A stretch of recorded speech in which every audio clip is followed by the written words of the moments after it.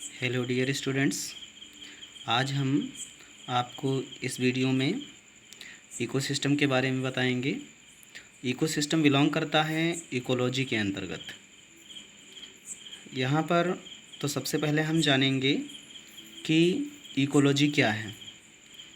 Ecology के बारे में पढ़ने से पहले हम आपसे ये कहेंगे कि अगर आपने हमारे इस चैनल को सब्सक्राइब नहीं किया है तो इसे सब्सक्राइब करें और जिनको भी ऐसे वीडियोस की आवश्यकता है उनके पास जो है आप शेयर करें। यहाँ पर इकोलॉजी को समझने से पहले हम समझेंगे कि हमारा जो इन्वायरमेंट है, पर्यावरण है, इसमें कौन कौन से फैक्टर होते हैं। तो पर्यावरण में जो भी हमें दिखाई देता है, वो चाहे मृदा हो, जल हो, वायु हो, वो सभी हमारे पर्यावरण के घटक होते हैं, अंश होते हैं। इनको जो है कंपोनेंट्स कहा जाता है। तो सबसे पहले हम इकोलॉजी की डिफिनीशन की बात करें तो जीव तथा उसके वातावरण या पर्यावरण के पारस्परिक संबंधों का अध्ययन ही पारिस्थितिक विज्ञान या पारिस्थितिकी या इकोलॉजी कहलाता है। इकोलॉजी शब्द का प्रयोग सर्वप्रथम 1868 में रेटर नामक वैज्ञानिक ने किया था।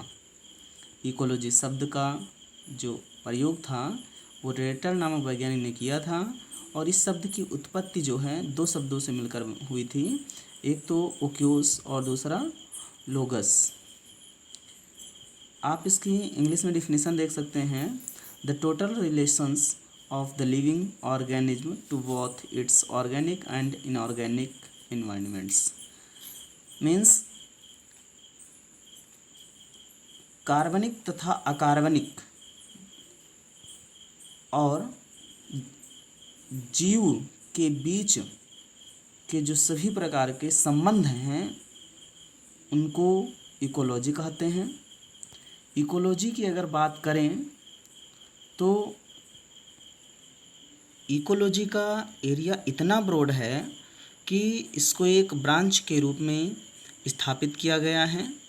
और इकोलॉजी जो है इसके यहाँ पर ये आपको भाग दिख रहे हैं, तो यहाँ पर इकोलॉजी जो यहाँ पर इकोलॉजी आपको दिख रही है निम्नलिखित भागों में विभक्त होती है। इकोलॉजी को सरल शब्दों में कहा जाए तो जीवधारी जो होते हैं उनके बीच में जो संबंध होता है वो चाहे कार्बनिक पदार्थ हों या अकार्बनिक पदार्थ हों तथा लिविंग या नॉन लिविंग मैटर हों, उन सब के बीच का जो इंटरेक्शन होता है उसी को पारिस्थितिकी कहते हैं। पारिस्थितिकी के अंतर्गत हम पारितंत्र इकोसिस्टम को पढ़ते हैं। इकोसिस्टम क्या होता है? किसी क्षेत्र में कार्य करने वाले भौतिक तथा जैविक अंशों का या घटकों का पूर्ण योग ही पारिस्थितिक तंत्र कहलाता है। पारिस्थितिक तंत्र या पारितंत्र या इकोसिस्टम की अगर बात करें तो यह मुख्य रूप से दो घटकों से मिलकर बना होता है, biotic components and second is abiotic components. पारितंत्र शब्द का प्रयोग सर्वप्रथम एजे टेंसले नामक वैज्ञानिक ने किया था। यहाँ पर पारितंत्र की अगर बात करते हैं तो हमारी पृथ्वी ही एक बहुत बड़ा पारितंत्र है और इस पृथ्वी में बहुत सारे छोटे छोटे पारितंत्र पाए जाते हैं। जैसे एक तालाब, छोटा सा तालाब भी हमारा एक पारितंत्र है और बड़े बड़े मरुस्थल तथा महासागरीय इकोसिस्टम भी एक विशिष्ट प्रकार के या छोटे बड़े सभी एक अलग अलग पारितंत्र हैं, इकोसिस्टम हैं। इकोसिस्टम स्थिति की अगर बात की जाए तो जो एटमॉस्फेयर, लिथोस्फीयर और हाइड्रोस्फीयर में डिफ्रेंशिएट होता है, बट एक हमारा और स्फीयर होता है जिसको बायोस्फीयर कहते हैं। ये तीनों स्फीयर के अंतर्गत या तीनों स्फीयर में बिलोंग करता है। एटमॉस्फेयर जिसको वायुमंडल कहते हैं, लिथोस्फीयर जिसको स्थल मंडल कहते हैं और हाइड्रोस्फीयर जिसको जल मंडल कहते हैं। लेकिन जो हमारा बायोस्फीयर होता है वो सभी जगहों पर मौजूद होता है, चाहे वो एटमॉस्फेयर हो या लिथोस्फीयर हो, चाहे हाइड्रोस्फीयर हो। क्योंकि हाइड्रोस्फीयर की बात करें तो जैसे मछली, मगरमच्छ और कुछ एम्फीबियंस तथा रेप्टाइल्स हाइड्रोस्फीयर में पाए जाते हैं। लिथोस्फीयर यानी कि स्थलमंडल, इसमें भी हमारे समस्त प्रकार के जीवधारी पाए जाते हैं, वो चाहे पेड़ पौधे हों या स्थलीय जीव जंतु, हाथी, घोड़ा, कुत्ता, बिल्ली, मनुष्य इत्यादि। एटमॉस्फेयर जिसको वायुमंडल कहते हैं, इसमें भी हमारे विभिन्न प्रकार के कीट पतंगे तथा पक्षी उपस्थित होते हैं। इसीलिए यहाँ पर अगर बात करें तो तीनों मंडलों में, तीनों स्फीयर्स में हमारा बायोस्फीयर्स प्रेजेंट होता है। यहाँ पर आपको एटमॉस्फेयर, लिथोस्फीयर, हाइड्रोस्फीयर और बायोस्फीयर को हिंदी रूपांतरित रूप में दिखाया गया है। इकोसिस्टम की अगर कंपोनेंट्स की बात करें, components of ecosystem, it is mainly divided into two parts, biotic components and abiotic components। मुख्य रूप से पारितंत्र के जो घटक होते हैं वो दो भागों में या दो रूपों में या दो भाग मिल करके इकोसिस्टम का निर्माण करते हैं। वो हैं जैवीय घटक तथा अजैवीय घटक। सरल शब्दों में अगर बात की जाए कि जैवीय घटक और अजैवीय घटक कहते किसको हैं, तो जैवीय घटक का मतलब होता है जितनी भी जीवित चीज़ें होती हैं, लिविंग बींग्स होती हैं, total living beings belongs to a biotic components. लेकिन इसके विपरीत अगर बात की जाए तो जितने भी बिसाइड लिविंग बींग्स के अलावा जितने भी कंपोनेंट्स मौजूद होते हैं वो अबायोटिक कंपोनेंट्स, अजैवीय घटक के अंतर्गत आते हैं। तो जैवीय घटक के अंतर्गत ऐसे जीवधारी आते हैं जो जीवित होते हैं, लेकिन ये डिफ्रेंशिएट होते हैं into three parts, that is producers, consumers and second is decomposers, जिसको उत्पादक, उपभोक्ता तथा अपघटक कहते हैं। जैविक घटक डिपेंड करता है कि इकोसिस्टम कहाँ का है। क्यों? क्योंकि इकोसिस्टम आपका सहारा मरुस्थल, जिस डेजर्ट इकोसिस्टम कहा जाता है। दूसरा पॉन्ड इकोसिस्टम, क्रॉपलैंड इकोसिस्टम, हर एक जगह का अलग अलग इकोसिस्टम होता है। उसी के अनुसार वहाँ के प्रोड्यूसर्स, कंज्यूमर्स बदल जाते हैं। तो यहाँ पर बेसिकली हम फंडामेंटली कंपोनेंट्स स्टडी करते हैं इकोसिस्टम के। तो यहाँ पर हम देखेंगे कि उत्पादक किसे कहते हैं। तो उत्पादक ऐसे जीवधारी होते हैं, उत्पादक ऐसे जीवधारी होते हैं जो प्रकाश संश्लेषी होते हैं। सरल शब्दों में कहा जाए तो जो भी पादप जगत के अंतर्गत आते हैं वो सभी उत्पादक कहलाते हैं। उत्पादक जैसे हरे पेड़ पौधे, जुगलिना भी due to present of chlorophyll like pigment, इसीलिए वह भी सूर्य के प्रकाश की उपस्थिति में प्रकाश संश्लेषी हो जाता है, प्रकाश संश्लेषण की प्रक्रिया को पूरा करता है और उसे भोजन करने की आवश्यकता नहीं होती है।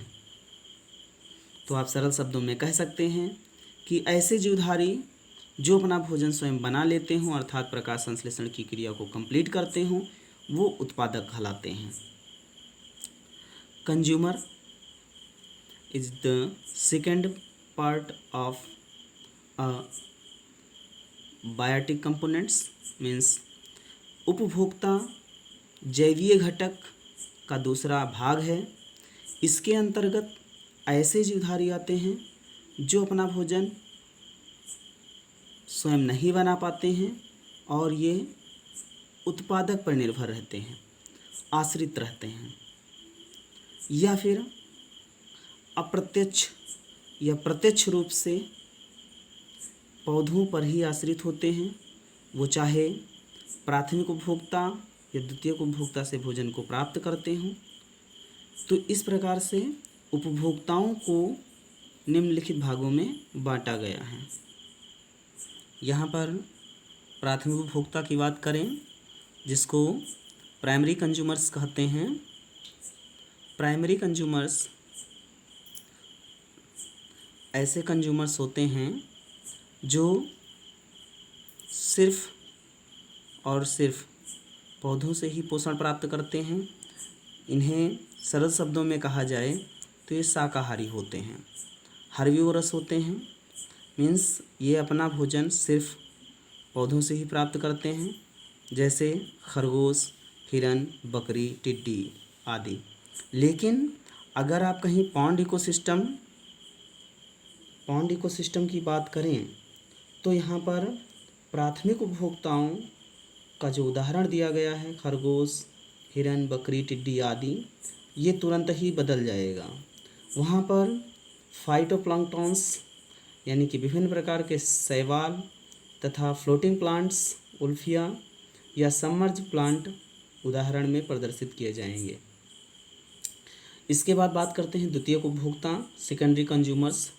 Secondary consumers are those consumers are living beings that is used are completely depend on primary consumers. सरल शब्दों में कहा जाए तो द्वितीयक उपभोक्ता ऐसे उपभोक्ता होते हैं जो प्राथमिक उपभोक्ता के ऊपर आश्रित रहते हैं या प्राथमिक उपभोक्ताओं से ही अपना भोजन प्राप्त करते हैं। इन्हें गौण उपभोक्ता या द्वितीयक उपभोक्ता भी कहा जाता है, जैसे मेढक, लोमड़ी। तृतीयक उपभोक्ता ऐसे उपभोक्ता होते हैं जिनको थर्ड ऑर्डर कंज्यूमर या टर्सरी कंज्यूमर भी कहते हैं। ये इसके अंतर्गत ऐसे जंतु आते हैं जो अपना भोजन प्राथमिक या द्वितीयक उपभोक्ताओं से प्राप्त करते हैं, जैसे गिद्ध, शेर आदि। इसके अलावा ऐसे जीवधारी जो किसी के द्वारा शिकार ना किए जाएं, उन्हें टॉप कंज्यूमर भी कहा जाता है, जैसे मोर, गिद्ध, शेर आदि। उसके बाद अपघटक। अपघटक वो अहम हिस्सा है जो हमारी पृथ्वी को स्वच्छ रखता है, साफ रखता है। इसीलिए इसे प्राकृतिक सफाई करता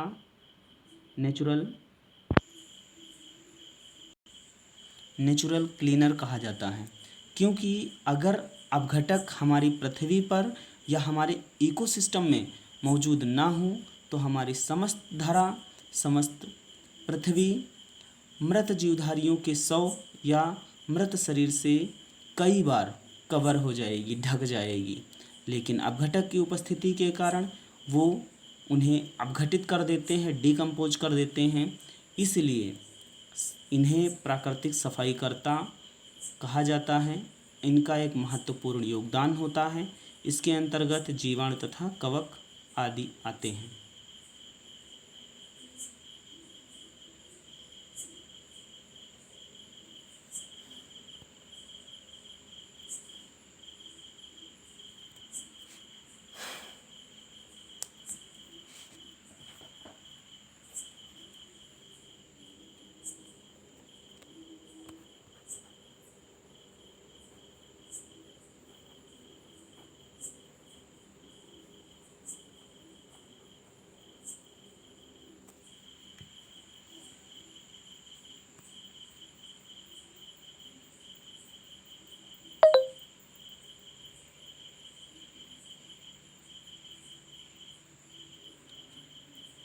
यहाँ पर जो डायग्राम दिख रहा है आपको, इसमें आपको दिखाया गया प्लांट जिसे प्रोड्यूसर कहा गया है।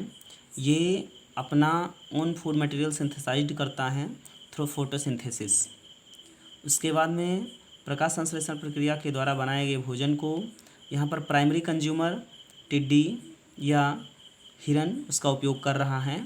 फिर उसके बाद में सेकेंडरी कंज्यूमर मेढक जैसे टिड्डी को खाएगा और मेढक जो है सांप के द्वारा खाया जाएगा।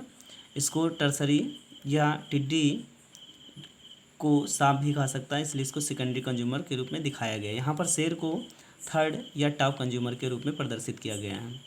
तो इस प्रकार से यहाँ पर देखिए, यहाँ पर तो सिर्फ खाद्य श्रृंखला आपको दिख रही है, लेकिन जितने भी इकोसिस्टम होते हैं उसमें कई फूड चेन इंटरेक्ट करती हैं और बना देती हैं फूड वेब। इस डायग्राम में आप देख रहे हैं जितने भी प्रोड्यूसर्स हैं वो भोजन उनसे भोजन प्राप्त करते हैं प्राइमरी कंज्यूमर्स, जैसे हिरन, खरगोश, चूहा, टिड्डी, तितली आदि। फिर इसमें सेकेंडरी कंज्यूमर आपको दिखाए गए हैं, जैसे स्मॉल फिशेज़ हैं, फ्रॉग है, स्नैक है, बर्ड्स हैं, फॉक्सेस हैं। उसके बाद में टर्सरी कंज्यूमर्स आपको दिखाए गए हैं, जैसे सारस, उल्लू, पिकॉक, और फिर जो है यहाँ टॉप पर जो है शेर दिखाया गया है। तो यहाँ पर बहुत सारी फूड चेन इंटरेक्ट करती हैं with two each other than form food web.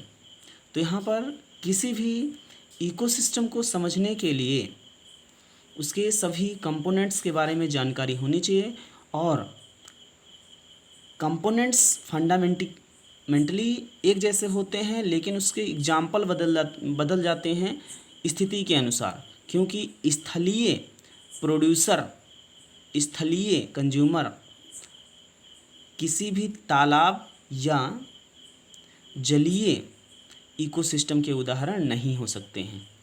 तो इसीलिए ये आपका फंडामेंटल इकोसिस्टम बताया गया था। अगर आप किसी भी विशिष्ट प्रकार का इकोसिस्टम या पिरामिड्स की वीडियो आपको आगे यहाँ पर अपलोड की जाएंगी, तो इसलिए अगर आप कुछ ऐसा जानना चाहते हैं जो आपकी इच्छा हो या किसी भी प्रकार का क्वेश्चन हो, तो कमेंट करें और हमारे चैनल को सब्सक्राइब करना ना भूलें। Thanks for watching.